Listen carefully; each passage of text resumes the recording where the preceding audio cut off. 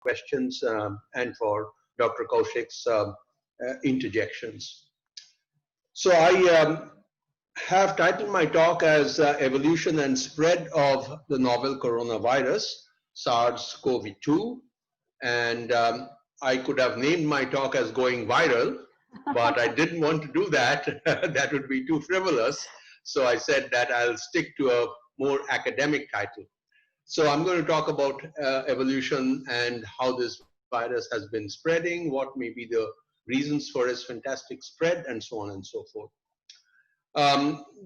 Viruses don't normally reside in us. They normally reside in other animals, and after a period of time, after some evolution, they usually cross over to us, to humans. But one of the major things that we need to know about viruses is that viruses cannot live alone. They are essentially a few nucleic acids wrapped in a protein coat, and so they cannot actually, they are metabolically inert. They cannot even reproduce themselves, and they need to reproduce to spread their generations and spread their wings, so to say. So they do this by entering a host cell. We are not the only host. Actually, like I said, that we are not the natural host. The natural hosts are other animals, and I will not talk about the multitude of hosts that various kinds of viruses have. I don't think that we even know the diversity of viruses, because we only get to know viruses when, not only, but mainly get to know viruses that might infect us. But those people who are also studying other animals come across other kinds of viruses, etc. But I do not think that we have a complete compendium of all the viruses that are on this planet. Be that as it may, I'm not going to go into the general virology or viruses in general. I'm going to fix my attention to this particular virus, the SARS coronavirus, which afflicted us now. It arose in China, in a place in Wuhan, in China. All of that is absolutely well known to everyone. But I do need to say a few words about Wuhan and places nearby in order to track the evolution of this particular virus. So as we all know that this particular virus was first reported, well, it was not reported on the 24th of December, but it was seen on the 24th of December. And the way that it was seen is that there was one person who was handling live animals. There's a huge live animal market, a fish market, seafood market, and other kinds of animals are sold there. And there are various people who actually handle the live animals, and one person came down with respiratory illness, and that was kind of odd. Again, we know the symptomatology today, but I'm not going to get into the details of those. But that was on 24th December of last year when this happened. But it was a few days later that it came to the public attention. It was reported in the public domain that this person has come down with a very strange kind of illness, respiratory illness. The virus was isolated from there. It turned out to be a coronavirus, and then the entire world was alerted to that. There was about a week elapsed between the observation and between the reporting, and during that time, a little bit of spread took place. This person who was actually infected with the coronavirus, in spite of the fact that we hear so many deaths across the world, this person who first was infected with the coronavirus actually recovered, did not die, so actually recovered from her illness. Dr. Partha, can I just ask you a few questions intermittently? Is that okay? I'm sorry? Can I just ask a few questions intermittently? Is that okay? I think that's going to lose the train of thought. Let's leave it at the end. I think that's better. Yeah. Otherwise, it's going to be. So I have a story to tell. So let me finish my story, and then I'll take questions. Yeah. Sure. So this is what happened, and it was reported. It was reported, and a few more people got infected. It was reported as an outbreak. It was reported as an outbreak in Wuhan. Subsequently, we know what happened. It became an epidemic in that particular region. Finally, it became a pandemic when it actually spread to other parts of the world. And the World Health Organization has declared this to be a pandemic. hundreds of thousands of people are infected with this particular virus. But let's look at where this virus came from. The most likely place that this virus came from is from bats. Bats harbor a large number of viruses for reasons that we partially understand. I don't think we fully understand why bats are home to so many viruses. So many viruses are actually resident, and so many different types of viruses are actually resident in the bats. We do understand some of it, but like I said, it's incomplete information, incomplete understanding still. How do we know that this particular coronavirus that's afflicting us, that's infecting us, humans, actually has an ancestor in the bats? The way that we understand these kinds of things is to sequence the genome of these coronaviruses. So these coronaviruses, or any virus for that matter, will be a string of alphabets. These are called nucleotides. It's either DNA, which means that the alphabets are A, T, G, and C, or RNA, which means that the alphabets are A, T, G, ATGC, ATGU. These are, there's only one alphabet that's different between the DNA and the RNA, ATGC and AUGC. So it's either a string of that those nucleotides if it's a DNA, and if it's a RNA, the T is replaced by U, and that's a string of nucleotides. This is usually coated in protein, and like I said, it's metabolically inert. It's not an active entity, and most importantly, it cannot reproduce. It needs to get into a host cell to be able to reproduce. Now, this coronavirus, the SARS-CoV-2, is essentially the largest coronavirus that we know of in terms of its genome length. It comprises 30,000 alphabets, 30,000 nucleotides. And like I said, that how do we know that it came from the bats? So there are similar coronaviruses that have also been isolated and sequenced from the bats. And if we compare the sequences of these two strings of alphabets, we find that letter by letter, there's a great similarity. So when you're comparing different sequences, the one that you find greatest similarity to, you would presume that that's the ancestral, and then you would look for other characterizing features to conclude that that's indeed the ancestor. But the primary information comes from similarity or homology or identity of the DNAs, in this particular case, RNA sequences of the bat coronavirus and the human coronavirus.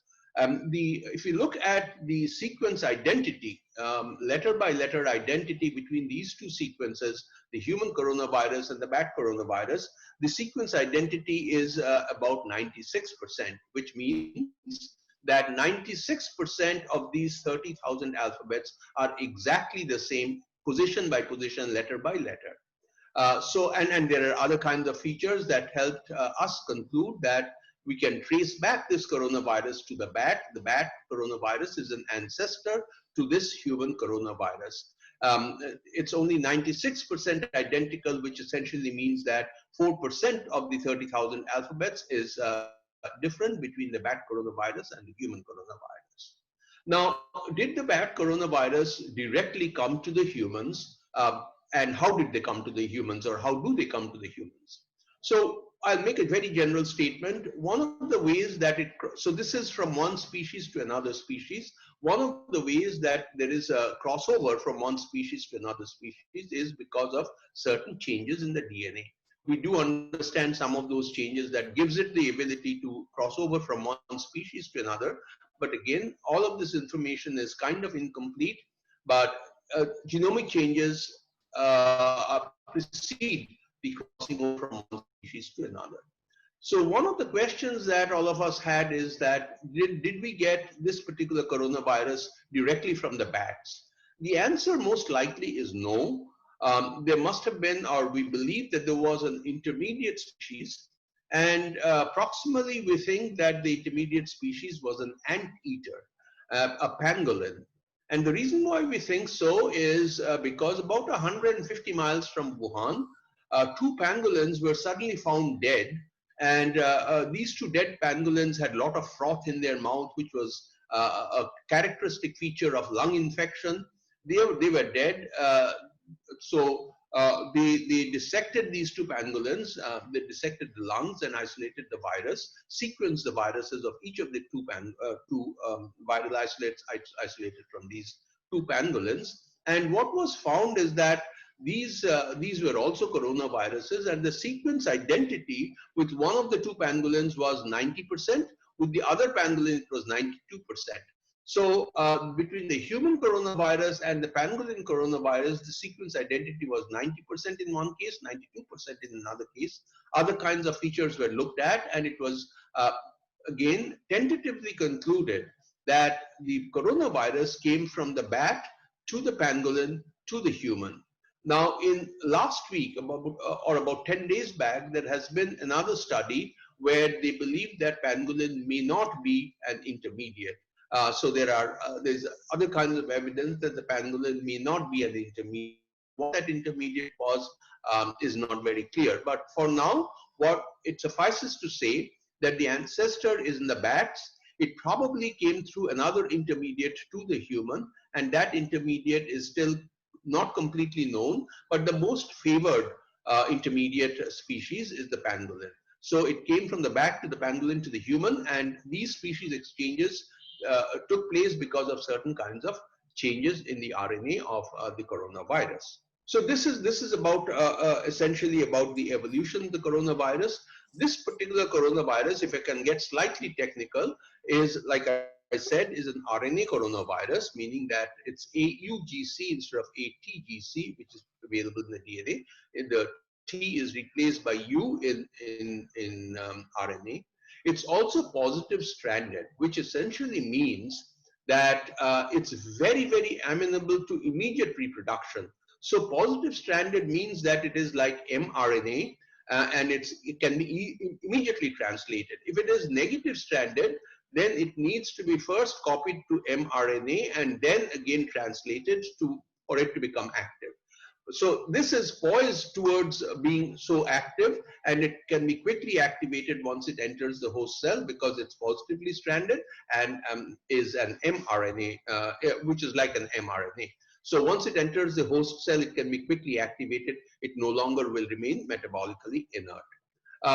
This is important for us because we will talk about the spread of this coronavirus. And I also want to finish this segment of my talk by saying that this is the coronavirus that is really, really spread across the world. But previously, we've had two other coronaviruses that we know, which again infects the lung cells. And this was a coronavirus. There was an outbreak of this coronavirus in 2003, which is called SARS-CoV or SARS coronavirus. Should have been called SARS-CoV-2. One didn't expect that there would be a should have been called COVID-1. One didn't expect that there would be yet another coronavirus of the same kind. So anyways, there was a coronavirus outbreak, but it was contained, spread as much. Subsequently, there was another coronavirus outbreak in 2013 in Saudi Arabia, which came from the camel to the human, and that is called Middle East Respiratory Syndrome coronavirus, MERS coronavirus. Now, the reason why I'm mentioning these two coronaviruses is that these are sort of recent, and none of us has seen such a pandemic. None of the people who is present here, I probably am the oldest person who is around here. I have not seen this kind of a pandemic in my life. Nobody who is alive today in the world has seen this kind of a pandemic. The last this kind of a pandemic took place in what's called the Spanish flu, which was in 1918. After that, we have never seen a pandemic of this magnitude. The reason why I brought up this SARS and MERS is to tell you that this particular virus, which has caused such a havoc, which is really spread its wings across the world like a pandemic, is a very kind virus. It doesn't kill, it spreads but does not kill. So let me give you some comparative figures. The SARS, which is a respiratory coronavirus, of the 100 people SARS infected, it killed about 11 people on an average. of the 100 people that the MERS coronavirus, the Middle East Respiratory Syndrome coronavirus infected, it killed about, on an average, 34 people. And how many on an average is this particular coronavirus killing? It's only killing 3 people. So of the 100 people who are infected by this coronavirus, only 3 are being killed, compared to 11 and 34 in the previous 2 outbreaks of the respiratory syndrome coronavirus that we have seen. So really, this particular virus is really a very kind virus. It does not kill. This brings me to my next statement, that viruses actually do not want to kill their hosts. Why would they want to kill their hosts? They want to spread themselves, right? They want to spread their family. And that's Darwinian selection. They want to spread themselves. If they kill the host, then they get killed themselves and they cannot spread. So it is not in the interest of the virus to kill the host. So most viruses we expect will be very kind to us, because they would not like to kill their hosts and would like to use the hosts in order to spread themselves. How do we know? So one of the other questions, so it's become a pandemic, right? It's become a fantastic pandemic. It's spread throughout the world. How do we know? And this question is often asked of me and of many other people, I'm absolutely certain. How do we know that this is coming down, or it's not growing? Are there some measures? Are there some quantitative ways in figuring out whether the coronavirus is still spreading across geographical regions, or we are able to control the spread of the coronavirus? So we must be able to come to some, it has to be an objective measure. It cannot be somebody's subjective feeling that yes, somebody feels that yes, it's spreading, another person feels that it is not spreading. It can't be that way. Science doesn't go on that way. It has to be objective. So there are objective measures of epidemiological spread. And one of the key objective measures is what's called, popularly known as R Naught. It's called the basic reproductive rate. What does this mean? R Naught has a value, and I'll tell you how we calculate the value. R Naught has a value. R Naught has a value, and it can be anything, but it can't be negative. It's positive. It can be between 0 and 1. It can be greater than 1. It can be greater than 5, whatever. It can take lots of values. But the explanation of R naught, which is the basic reproductive ratio, is that it's how many people can one infected person infect.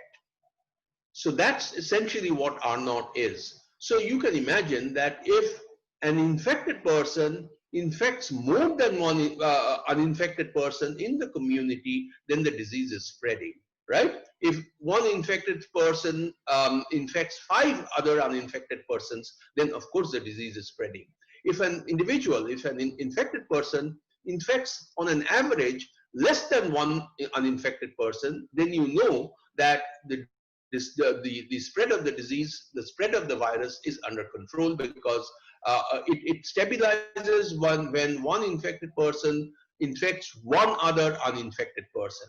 When that number goes below 1, we would say that the disease has come under control.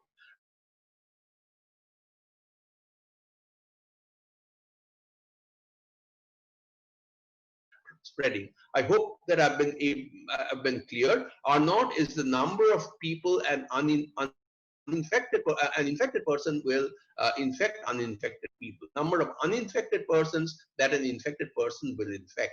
That's R naught. So if R naught is greater than 1, one infected person is infecting more than one infected person, and therefore the virus is still spreading.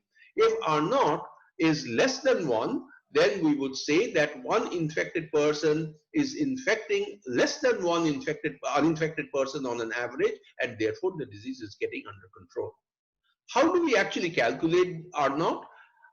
There are 3 components to R naught. One is the number of uninfected persons that are there in the community to infect.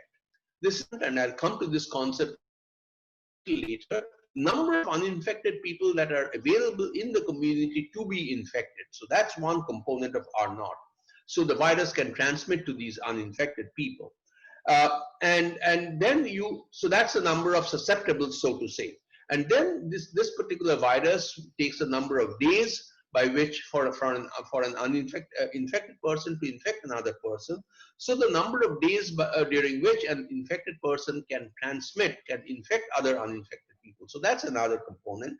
The third component is the chance that if I'm exposed to the virus, the chance that I will get infected. That's the third component of R naught. So there are these three components: the number of susceptible persons in the community, the number of days during which an infected person can infect an uninfected person, and the third component is the probability that if I get exposed to the virus, I will become infected. Now note that the second and third components, which is the number of days during which an infected person can infect an uninfected person, that's a biological phenomenon. We can't control that. That's an intrinsic characteristic of the virus. This third component, which is the probability that if I get exposed, I will get infected, that is also not under our control. That probably has to do with my own biology, also has to do with how many copies of the virus that I've been exposed to. So the second component and the third component are hardly controllable. What can we control? What we can control is the number of uninfected people in the community. If we can restrict the number of uninfected people in the community, which we really cannot, what we can do is to make them immune to the infection. So when a large number of people become immune to the infection, then they are out of this pool of people who can be infected, or they no longer belong to the pool of susceptible people. How can you make a person who is susceptible to make that person unsusceptible in some ways? Remove that person from the pool of susceptibles. There are two ways of this can happen. One is that person, herself or himself, can become affected with the coronavirus and gain immunity. The second is you can vaccinate this person, which is a surrogate of infection, and the person will gain immunity without actually showing symptoms of the disease. That's the reason why we are looking so frantically for a vaccine. A vaccine will induce immunity without actually causing disease. That's one way to gain immunity. The other way to gain immunity is to get infected and you show symptoms of the disease, but once you recover, you're out of the susceptible pool because your immune system is in play. You can no longer get immediately infected by the virus. So that's the reason why people are really pushing for a vaccine for the coronavirus, in which case you can reduce the pool of the number of susceptibles in the community, in which case R naught will become less than 1, in which case the spread of the disease will come under control. So this is R naught. R naught is a little difficult to estimate. There are other ways so you're reading in the newspaper that it took 20 days for the total number of infected people to double itself. So doubling time is another. There is also another way of tracking. So the doubling time is another way to find out how fast the disease is spreading or the infection is spreading. Also, you can think about this conceptually, that if you ask yourself, today I get a new infected individual, I record a new infected individual, how many days elapse before I identify this next infected individual? In other words, what is the number of days that have elapsed between two new infected individuals to arise in the population? If the number of days is short, that means the infection is spreading very fast. If in every 1 day or every 2 days I'm able to find yet another infected person, the infection is spreading very fast. If the number of days that elapse between two new infected people to arise is like 5 days, then it's spreading slowly. So the number of days between two new infected cases is also a measure of the spread of the virus. And like I said, that these are objective measures. You can measure and I can measure using the same data, and we will come to the same conclusion. There is no subjectivity about it. So one needs to be objective. So R naught, the series interval, which is the number of days between the new cases arising, these are objective measures. A third question that's often asked, so these are measures, and you can track the spread and figure out whether the disease is whether the infection is coming under control or not. Another question that's often asked in epidemiological discourse in the context of the spread of the SARS coronavirus is that um, I keep saying this, that if you can reduce the number of susceptibles, make people immune to this particular virus, then the disease will come under control. This whole business of community immunity, a large number of people in the community becoming immune, is called herd immunity. And this herd immunity is a concept where a large number of people in the community become immune, and therefore the disease can no longer spread. So one question that's oftentimes asked of an epidemiologist is, what should be the proportion, the fraction of people in the community who have gained herd immunity in order for the disease to come under control? Is there a particular value of herd immunity, which is the proportion of people in the community who have gained immunity? Is there a value of herd immunity, a threshold of herd immunity, tracking which we can say that the disease will no longer, the infection will no longer spread in the population? We don't really have a very strong threshold, because that threshold is actually also dependent on various other factors, such as the series interval, such as the value of R Naught, etc. The thumb rule is that if you can identify, if you can estimate that about 2/3 of the population has gained herd immunity, you can be almost sure that the infection is under control. If you reach 50%, you are good, in the sense that probably it's not spreading and it's reached a plateau. So these are two numbers that we track, herd immunity numbers, the thresholds that we track. One is that is it reached 50%, when we think that it will be more or less stable in the population, it's not increasing. And when we reach about 2/3 of the population having become herd immune, in that case we can say for almost surely that the disease is under control, the infection is receding, and therefore we don't need to panic anymore. We don't need to be under lockdown, we can mix freely, etc., etc. So this is the epidemiology. This is how one tracks this coronavirus and other virus spread of other kinds of infections, and this is what is being done. Question right now in India, is R naught below zero? No, it's far above zero. It's quite above zero. It's above zero, and we still don't know when it will become less than one. Not zero, I really meant one. So is it above one? Yes, it is above one in most places where it's we have been able to estimate. When it will get to below one, we still can't say. People are tracking herd immunity and so on, but we still don't have a good estimate of herd immunity, primarily because testing in the community, testing for the coronavirus in the community is still very minimal. It's mostly confined to cities, mostly confined to migrant laborers, but in the community, how much has it spread, we still don't know. That's because of lack of data on testing for the coronavirus. But again, like I said, that testing is increasing, and we are getting better and better estimates of the proportion of people in the community who have actually gained immunity. So this is about epidemiology. One other question that's oftentimes asked is that, was lockdown important? Was it necessary for us to enforce this lockdown? Was it meant to control the spread of the virus? The answer is that the control of the virus because of lockdown is actually minimal. You can, the main reason why the lockdown was imposed is for the health management system to gear itself up. Because if you let everybody mix freely, then what would happen is exactly what unwittingly Italy had seen, which is that people were dying on the footpaths. They didn't have beds in the hospitals to keep them. So if you let people, if you didn't have this lockdown, people would mix freely, the infection would spread very rapidly, and even though this is a very kind virus, 3% of the huge hundreds of thousands of people who are infected, 3% of that we wouldn't have beds in the hospitals to keep them, or to actually look after them. So during this lockdown period, I understand that the government of India has, throughout India, been able to identify 300,000 beds dedicated to this people who are infected with this coronavirus.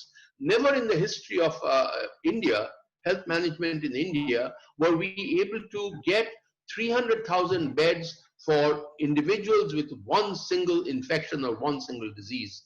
This could not have been done without the lockdown of the 2 months or so that we've had been under lockdown. So the main reason why this lockdown was done is primarily for the health management system to gear itself up to control the to get the ability to rehabilitate patients, to look after them when they become infected and symptomatic and dying with the coronavirus.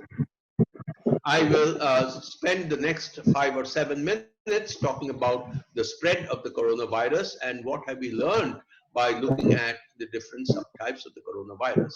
So, like I said, the coronavirus actually evolved in Wuhan. That's where we've seen the first case. And that sequence, that particular individual, the virus isolated from that individual was sequenced, and that particular sequence is said to be the reference sequence or the ancestral sequence of SARS-CoV-2. That particular sequence has been designated as O. So the ancestral type of the coronavirus is called O coronavirus. Now, are there other types of this coronavirus? The answer is that yes, there are other types of this coronavirus, and over the period of evolution, and viruses actually evolve quite rapidly.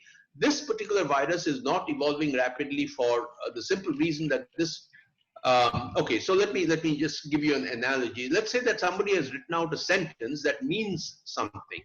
And then another person copies that sentence, and a third person copies that sentence from the second person, and so on and so forth. In the process of copying, there will be some mistakes that are made. So these mistakes then so the second person who is copied from the first person will make yet another mistake, or there will be a small chance of a mistake, and so on and so forth, until such time that if you compare the 10th person's sentence with the original sentence, there may be 5 different changes that have been made because of copying errors. Exactly the same thing happens in DNA as well. During the process of copying of the DNA, in this particular case RNA sequence, there are these changes that take place. Sometimes you can proofread that you can go back to the sentence that you have copied and compare it to the original, so you can proofread the sentence that you have read, and if you have made a mistake, you can correct it. In which case, the chance of errors accumulating will reduce. This particular coronavirus has this proofreading ability. So unlike many other viruses that do not have the proofreading ability, and therefore accumulate quite fast and quite rapidly and in large numbers, this particular coronavirus is to restrict the number of changes because of the proofreading ability. Having said that, it doesn't become zero. As these are sequences being copied for the purpose of reproduction of the virus.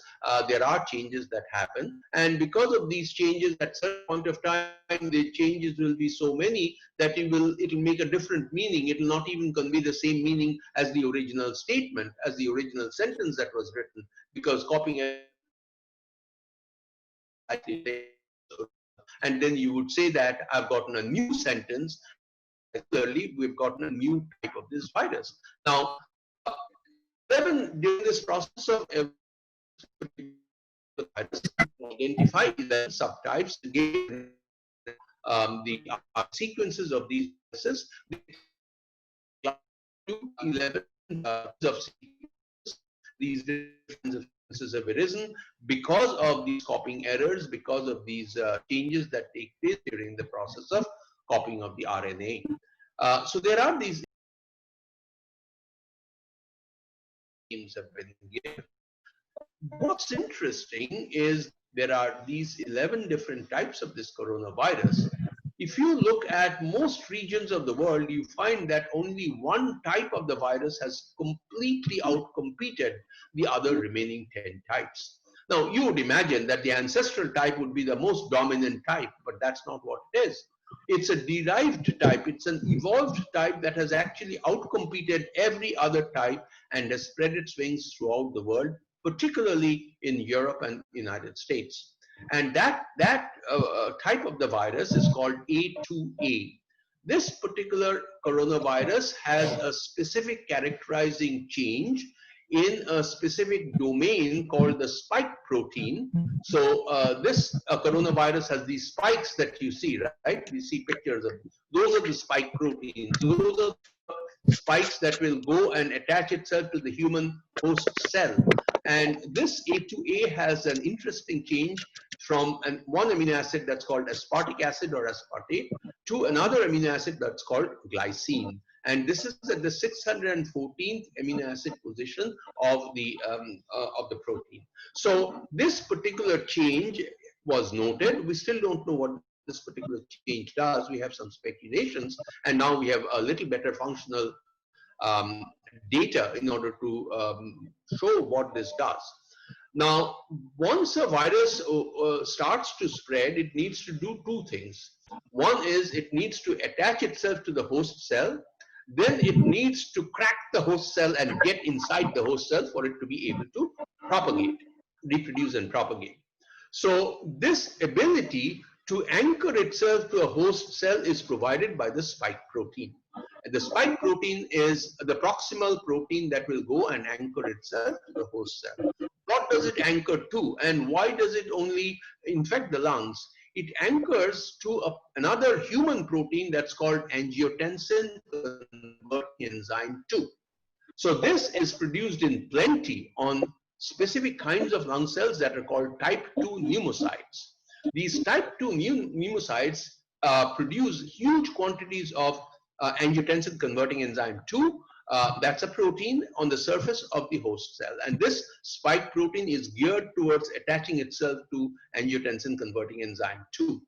So this coronavirus has a spike protein that very efficiently attaches itself to this particular protein, which is found in plenty in lung cells, and therefore it infects the lung cells in particular. Does it infect other tissues of the body? We still don't know, because we are all overwhelmed with the lung right now because it's causing disease and death. So it does infect the lung cell. So once it attaches itself, how does it get into the lung cell? So it needs to crack the cell. By cracking, I mean the viral membrane and the host cell membrane, they fuse, and then the virus gets in. And there's a complex interplay of proteins in cracking the host cell and for the virus to get in. We know of one particular protein that we are focusing on, the world is focusing on. This is a protein, a serine protease called TMPRSS2. Again, we don't need to get into the gory details of it, the technical details of it. This is one particular protein that is helping this, that's helping this coronavirus get into the lung cell by the protein, the serine protease. The protease is actually break proteins, crack proteins, and help do other kinds of work. So this serine protease is actually helping the coronavirus get into it.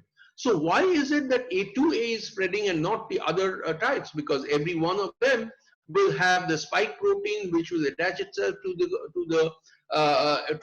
angiotensin converting enzyme 2 of the lung cell, and there will be this protein, serine protease, that will actually crack the host cell and get for the virus to get into. So why is it that A2A is able to do this well? Well, like I said, that A2A has this one particular change that changes an amino acid aspartate to glycine, and this enables the virus to more efficiently bind to angiotensin converting enzyme 2. It also does other kinds of things that again might get too technical, but let me also tell you yet another mission and stop there. So stop there and give you an explanation of this. So as we were studying the epidemiology and the spread of this virus, what we notice is that it is able to spread. This particular subtype, the A2A, is spreading fantastically well in Europe and Americas, but not so well in East Asia and Southeast Asia. In East Asia and Southeast Asia, it's not been able to outcompete all the other types. There are one or two other types that are also but in Europe and Americas, it's completely it's completely outcompeted the subtypes and spread itself very, very efficiently. So we asked, why is it that we see this geographical difference? In large parts of the world, A2A is very efficiently spread, outcompeting every other subtype. But in East and Southeast Asia, it hasn't done so well. We postulated that there may be something in the host genomes. You know, humans are diverse. Humans are not the same everywhere in terms of their genomic diversity. So we postulated that the Caucasians, the Europeans, and the people in the Americas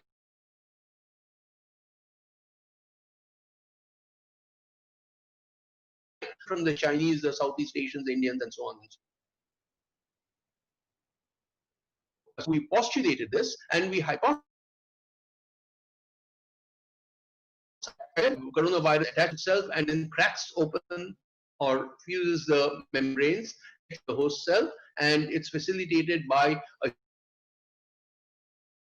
host two, which is the serine protease. So we hypothesized that there may be something in this serine protease where, even though the virus is able to attach itself very well, is not able to get into the host cell very well because of certain differences in the host protein. We nucleotide deletion, a particular protein called tempress. There is a single alphabet deletion. Do other kinds of work to show that one deletion, this particular virus, the A2A, into the efficiency. So people who have this deletion are more vulnerable than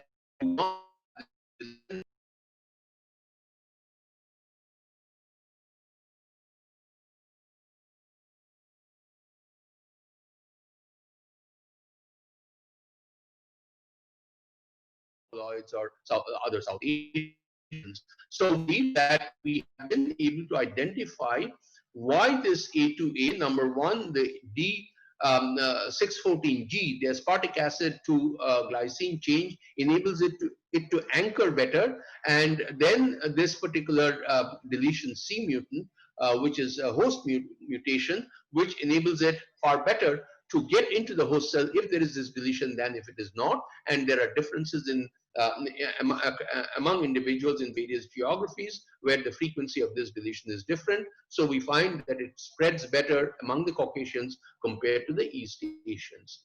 So this is what it is. That's the evolution, and that's the spread of the virus. So I've discussed the evolution from the ancestor to the subtypes. I've told you about the epidemiology and how to track epidemiology in order to figure out whether the disease infection is coming under control. And I've told you how we are able to get biological insights into how this particular subtype is spreading. One final sentence: the reason why this is all important, this kind of basic research is important, is that people are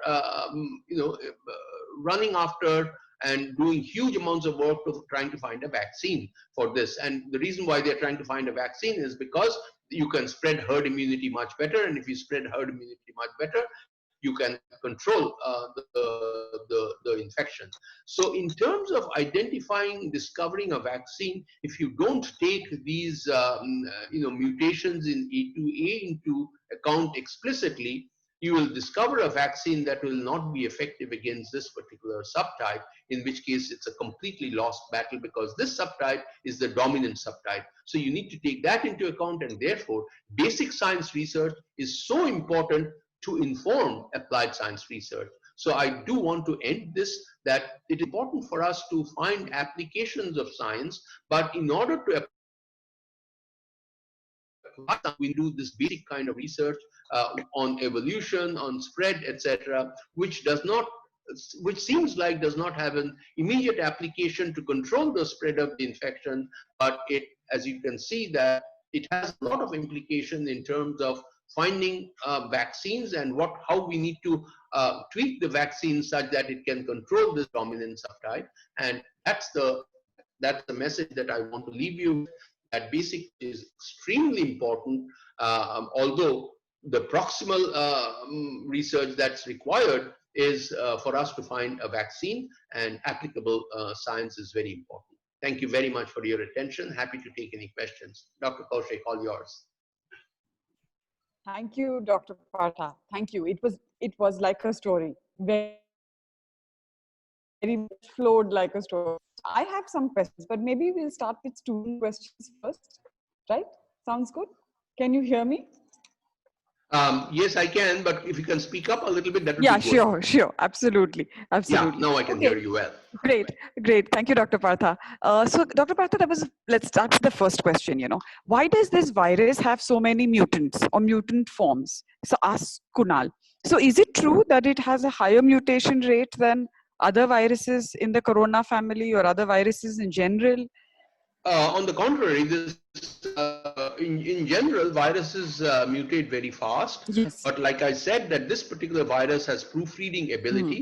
The mutations are because of lack of one reason why the mutations happen so rapidly in viruses is that in general they don't have the proofreading ability. But this particular virus has proofreading ability, and therefore the mutation rate, as a matter of fact, is lower than So the this is a general big virus. misconception that is being harbored actually, because we always read about mutant forms or different clades or different phylogenetic Right. groups around the world. Another question Kunal has is this a genetically modified virus or is it a natural virus that has jumped the species barrier? So I think you answered that. Evidence points it to have been a natural zoonotic virus, which is now, yes, okay, absolutely. Why is the transmission rate of SARS coronavirus 2 higher than other coronaviruses? Is it so? I thought I answered that as Yeah. well. This particular coronavirus is able to spread very well because it's finding this particular protein that it anchors to on the host cell, Mm. which is so expressed in very high quantities in type 2 pneumocyte. So it's able to enter, and it's aerosol transmission. It's able to enter the lungs directly, and once it enters the lungs, it knows which particular cell to Correct. get latch on to, and that's the reason why it's able to spread very fast. So, Dr. Partha, this is an interesting question, okay, from Dr. Ram Babu. He says, when should a person be tested? Now, in an ideal situation, we would want to have 1.4 billion tests available and we test everybody at a time point. But when should a person be tested for COVID 19? When should a person be dead? No, tested. Tested. Tested. Oh, tested. Oh, thank you. Thank Dead is you. a little When extreme. should a person be tested? Now, yeah. So again, this is a difficult question. We still don't know how the viral load increases, and for right now, this is one thing that I've been discussing here in Calcutta with the doctors and with the testing. Hmm. So right now, the testing labs are completely Exactly. overwhelmed and they cannot answer any basic question. So the basic question is, supposing we serially test an individual, how do we find the viral load increasing? If we find the viral load increasing, and if we find that at some point of time, whether you're doing an RT-PCR test or you're doing an antibody antigen test, where do you get the maximum signal or detectable signal? That's the kind of answer that we need right now in order to answer this question.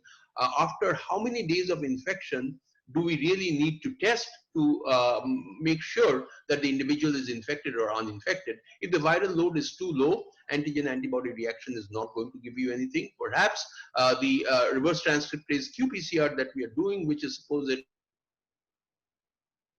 here, we will probably miss. What is the viral load at it's a moot question, and how many days does it take for that viral load to attain after the person is infected the virus, exposed to the virus? We really don't have a good Answer to answer that. to this Because question. Dr. Partha, there's a follow-up question by Amar Chand. There are many people who have no symptoms. They have said they have no upper respiratory symptoms, and yet when they tested, it turns out to be they are COVID-19 positive. So again, they will test SARS coronavirus positive, of course, Yes. because they have been infected, but they're completely asymptomatic. So we still don't know why some people show great severity of symptoms and some don't. As a matter of fact, day before yesterday, there is on Med Archive, where they are talking about the host genetic factors to be responsible for to be responsible for the symptomatology of these individuals. What this particular paper has shown is that individuals who are of type A blood group, those individuals are probably more susceptible to exhibiting symptoms upon exposure to the virus.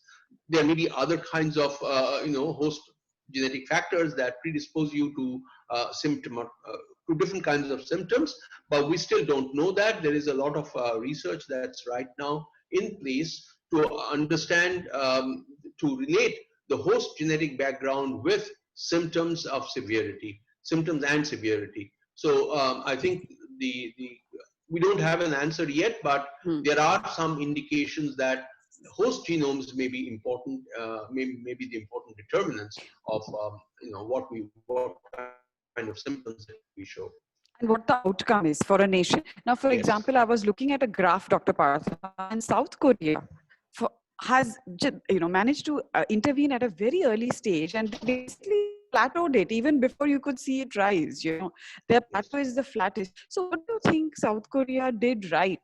Is it a sheer, is it population, limited population? Is it more reach, more healthcare? What did they do right? So again,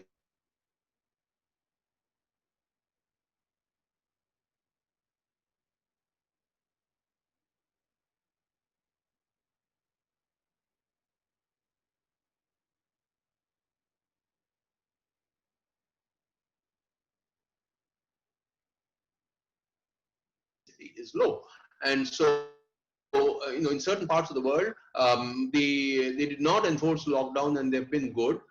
Yes. Not Sweden. Sweden essentially started saying that we'll do good even without lockdown. They didn't.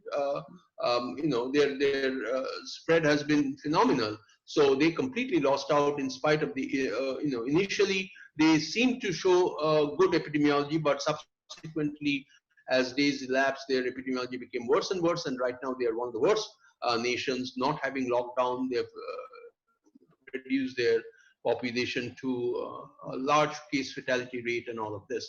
But yes, there are some, and I would say that one of the key determinants of this is the population density. If the population density is lower, you can impose or you can innovate different kinds of ways of control. But if the population density is high, it's just and then with a lower population density, your lockdown doesn't have to be so strict and enforced as well. Yes. With a lower density, right? Because the natural spread is going to be slow. Exactly. So you have to be prepared to encounter the virus for a very long period of time. Exactly. And Dr. Partha, one question that came up is about climate. So a lot is said about flu and climate. We know that flus peak during the winter season, so we take preemptive measures before. We anticipated the Indian summer would do something to SARS coronavirus. So what's your take on that, No, I again, like I think that for the experimental kind of work that is available with climate, meaning with the coming onset of summer, this is it's going to reduce. But the kind of temperatures that are required to actually kill the virus or even make it inactive, not very active, is much higher than what we encountered during the summer. So I really don't think. There are some reasons, again, we don't understand this very well, but there is some amount of intrinsic seasonality that's probably not even related to the temperature. But if you just talk about the temperature, the kind of temperature that we require to kill the virus is not the kind of temperature that we encounter in the summer. So I don't think that with the onset of summer, this is the heat is, or the temperature is not actually going to be the determining factor for reduction of coronavirus spread. Okay, thank you, Dr. Partha. And Dr. Partha, the secretary, DST secretary would like to ask a question. Dr. Manu just tells me. I'm sorry, I just saw it. So, ma'am, would you like to ask your question?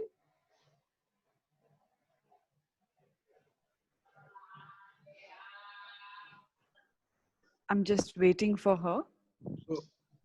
So Dr. Kaushik, I think she is busy with another meeting, so we can continue the session. Yeah, she was saying that she had to go at 12. No problem. So if she can join back in, Dr. Manu, we can take her question, definitely. Or ask her to send me an email with her question. I'll answer by email. Okay. And also, Dr. Manu and Dr. Partha, don't you think we should be wrapping up slowly? It's been an hour. So Yes. take Yes. couple of queries. So means many queries by university professors. They have raised the query. You can kindly take up those queries. Sure. Yeah. Are they in the chat window? So they are at the Facebook itself. So they are means Oh, they will be taking means. so unfortunately, so where do we see the questions? Chat box itself. It's in chat box itself. Okay. Okay. Excuse me, ma'am. Yes. Yes. Go Ma'am, ahead. this is Sanjeev Sharma here. I want to ask you that this coronavirus is bind with the apolipoprotein E, then it causes Alzheimer. No, Then it's not apolipoprotein E, it's angiotensin converting enzyme 2. ACE2. no, sir. Okay. No doubt it is binded with that, but apolipoprotein E is responsible for Alzheimer. Yes, and other kinds of diseases as well, but not infection, susceptibility to infection by this coronavirus. Okay. Actually, I read that Alzheimer now it caused due to coronavirus. I don't think so. Alzheimer's? I don't think so. No. Oh, no. I think you misread something. Yeah. Okay, sir. Yeah. Likely. Hello, sir. Good afternoon to all. This is Shagun Sharma. Sir, I want to ask question. It is heard that people recovering from COVID-19, they are having some symptoms that they lost their tasting and Yes. smelling sense. Is it true? Yes.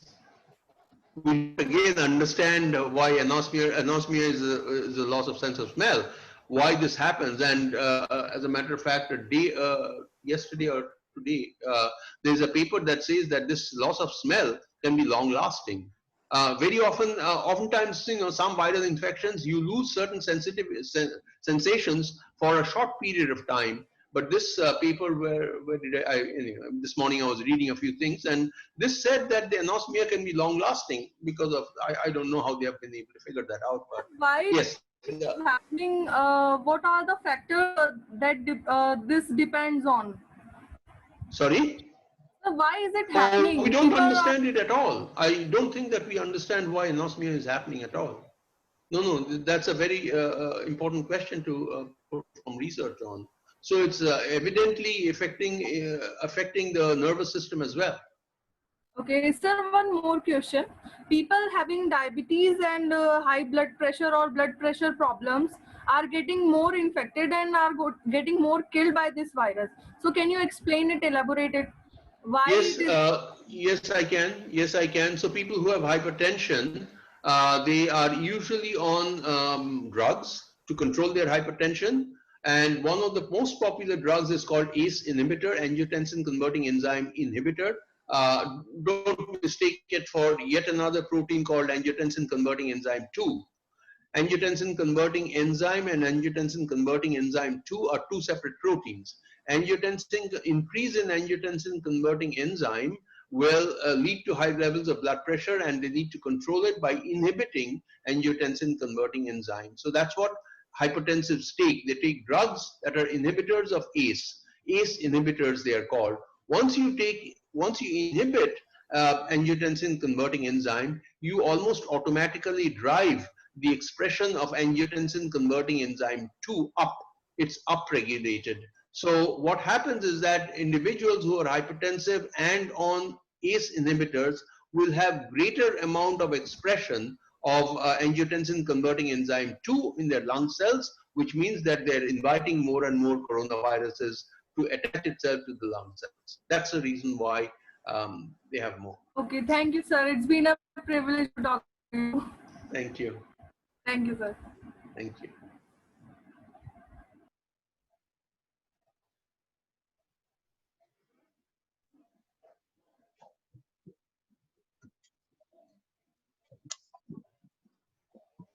So are we done? So fine. Oh, Hello. I think we have lost. I think Dr. Karishma Kaushik, she is not there. So one question is there, sir, from Professor Somna Datta from University of Rajasthan.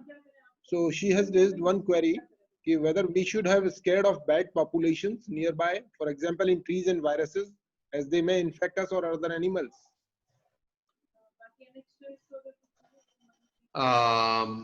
No, I wasn't able to hear you, Dr. Sakarwar. Can you be a little, speak Okay. up a little bit? Fine. So Dr. Somna Datta from University of Rajasthan, she has raised one query. Hello. Yes, I'm listening. Yes, you are listening.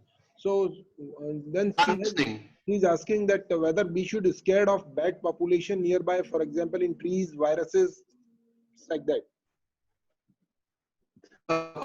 Should we be scared of the bat population? Yes. Yes, it's better to avoid the bats because bats are a home to a large number of viruses. It's better to avoid the bat because, of course, the bats being home to a large number of viruses does not necessarily mean that they will cross over and infect. Those viruses will cross over and infect us, but the chances are high. So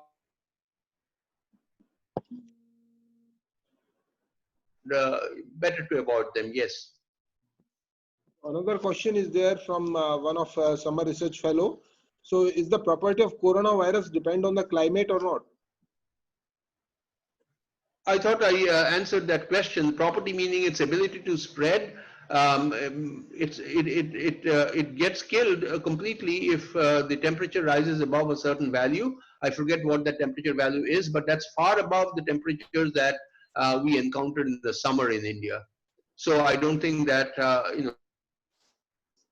So okay.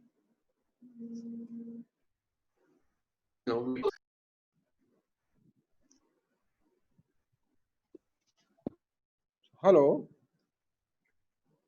Hello. Sir, can I ask a question? Yes, please. Hello.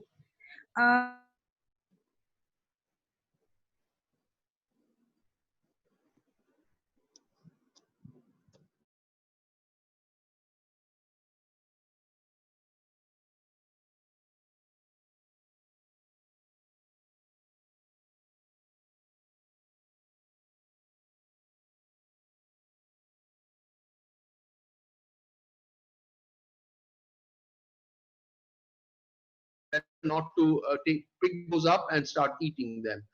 It's better to avoid those fruits that have fallen to the ground that are evidently pecked by another animal. Okay, thank you, sir. Thank you so much. Hello, sir. This is Monal Singh. Can I ask? Hi, go ahead. Sir, we talk about ACE2 enzymes. So, can we find our way out through this epidemic disease by creating or producing a drug which is targeted towards this specific enzyme? Oh, this is so important for us. Is a that we require. Otherwise, any of these even need proliferation of the type 2 immune cells. So this particular is and essentially inhibit that enzyme, then our lungs are in any case going to collapse even before the coronavirus can come in. So in order to avoid the coronavirus,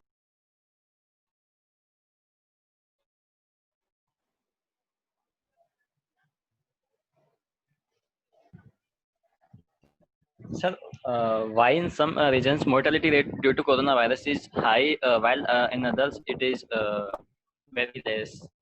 no, I think this is a numbers. Actually, what's most of us believe that this is really a matter of numbers in the sense that mortality rate has a numerator and a denominator, right? What is the numerator? The number of people who have died. This making a mistake about number of people who have died. The denominator is number of people infected. The number of people infected, we are not estimating very well. So the denominator, if it's not estimated well, then of course the numerator, when it's variable,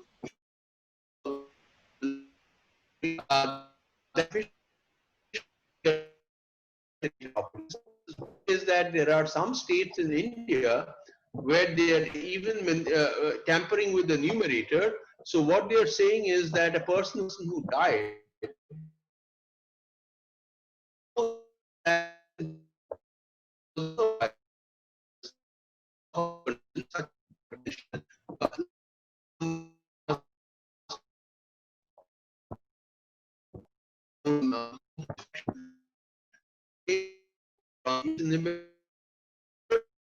over two, they are more prone, but even the death of an infected person is being attributed to comorbidity, and data is being tampered with. So that's the reason why the business of variation in mortality rates may actually be operating with. Okay, sir. Thank you, sir. Sir, what Hello. is the difference between pandemic and epidemic? I'm sorry, one more time. What is the difference between pandemic and epidemic? So I'll tell you the difference between outbreak, epidemic, and pandemic. An outbreak is usually localized to a specific geography. There are many outbreaks that take place throughout the year of viral outbreaks. So this is usually a large number of people infected, but it's restricted to one geographical area and it doesn't actually spread. So it's called an outbreak. When it spreads to nearby geographical regions, perhaps to even one whole country, epidemic. And there, of course, the numbers count. During an epidemic, a large number of people are infected, but the infection is restricted to a specific geographical area or a geographical region. Once it becomes global, then we call it a pandemic. Large numbers of people infected, large geographical regions infected, and so that then it becomes a pandemic. Even this particular virus was essentially declared to be a pandemic, was initially declared to be an epidemic, and then later was declared to be a pandemic by the World Health Organization. Thank you, Professor Partha Majumdar. I hope that we have already taken. Hello. So, am I audible, sir? Yes, yes. That's fine. So, thanks a lot, Partha Majumdar, sir, for your nice presentation. And of course, this is a very burning topic. Globally, this threat is there, and I hope you have answered all the queries raised by the participants as in the Zoom room, as well as from the Facebook. We have taken the queries, and of course, thanks to Dr. Kaushik. Some connectivity issues, she is not able to join. So thanks again, Professor Partha Majumdar, and we hope that in future also, with support from Indian Academy of Sciences and the Hello. we will have some more popular science topics lectures for our audience at Rajasthan. So thanks a lot, sir. And from our Secretary Science and Technology, I would like to thank you since he's busy in some another meeting. So thanks a lot for your presentation, sir. Thank you for giving me a chance, and thank everyone who joined. Sure. Thank you. Thanks.